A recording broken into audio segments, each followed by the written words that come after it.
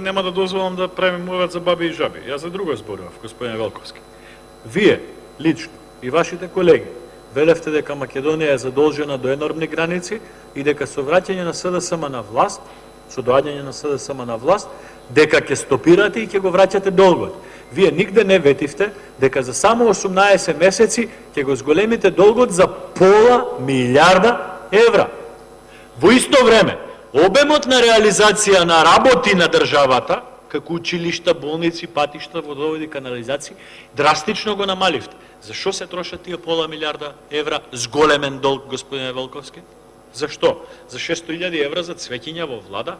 За фонд на иновации по партиски членови да се поделат по фирмите? За нови пасати на министрите? За семејни вработувања на луѓето? Не.